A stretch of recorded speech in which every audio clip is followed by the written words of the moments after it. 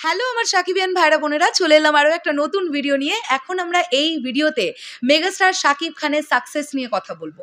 বন্ধুরা, শুধুমাত্র যদিও সাকসেস অ্যাওয়ার্ডের ওপরে নির্ভর করে না, আমি এই বিশ্বাসী নই।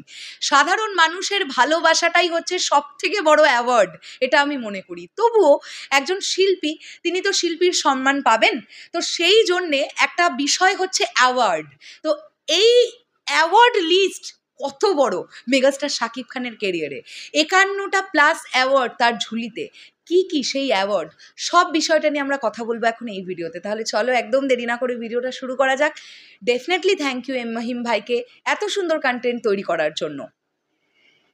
তো আমরা দেখি শাকিব খানের সকল পুরস্কার: 4টি জাতীয় চলচ্চিত্র পুরস্কার, 8টি মেরিল প্রথম আলো পুরস্কার, 4টি বাচসাস পুরস্কার, 7টি CJFB পারফরমেন্স পুরস্কার, 3টি লাক্স চ্যানেল আই পারফরমেন্স পুরস্কার, 3টি টেলি সিনে পুরস্কার, 2টি BCRA পুরস্কার, 3টি ঢালিউড চলচ্চিত্র ও সঙ্গীত পুরস্কার, 3টি বাংলাদেশ ফিল্ম ক্লাব পুরস্কার, 2টি বিনোদন বিচিত্রা পুরস্কার, 2টি আমেরিকা বাংলাদেশ পুরস্কার, 1টি ট্রাপ পুরস্কার, 1টি ভারত বাংলাদেশ BBFA চলচ্চিত্র পুরস্কার, 1টি safe keeper channel I digital media পুরস্কার, 1টি ওয়ালটন বৈশাখী স্টার অ্যাওয়ার্ড, 1টি ATN বাংলা পারফরমেন্স পুরস্কার, 1টি ঢালিউড ফিল্ম অ্যাওয়ার্ডস 2023, একটি টেলিভিশন দর্শক ফোরাম অফ বাংলাদেশ 2022,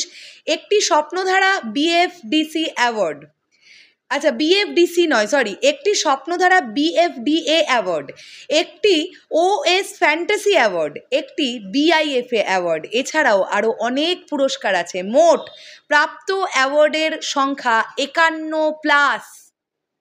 সো এটা হচ্ছে মেগাস্টার শাকিব খানের সাকসেস, যদি আমরা সেইভাবে বলি অ্যাওয়ার্ডের দিক থেকে সাকসেস। এছাড়াও তার সর্বোচ্চ সাকসেসটা হচ্ছে সাধারণ দর্শকের তার প্রতি ভালোবাসা, তার দর্শকদের অর্থাৎ শাকিবিয়ানদের তার প্রতি নিঃস্বার্থ ভালোবাসা। এর ওপরে আর কিছু সাকসেস হতেই পারে না। ওপরওয়ালা বোধহয় ওনাকে পুরো ঢেলে ঢেলে সব সাকসেসগুলো দিয়েছেন, এবং আমরা চাইবো যে এই সাকসেসটা নিয়ে উনি যত দিন চলচ্চিত্র জগতে থাকবেন এই সাকসেসটার এই বিষয়টা বহাল থাকুক।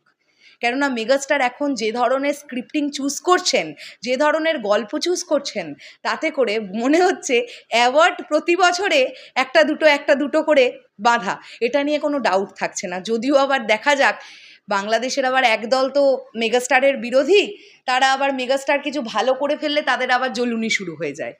সেগুলোকে ওভারকাম করেই আজকে তিনি মেগাস্টার। তার 25 বছর তিনি কাটিয়ে ফেলেছেন ইন্ডাস্ট্রিতে।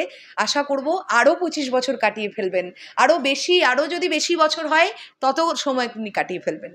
শেষ করলাম ভিডিওটা, দেখা হচ্ছে আবার খুব শীঘ্রই নতুন কোনো ভিডিও নিয়ে। তাহলে এখনের জন্যে টাটা।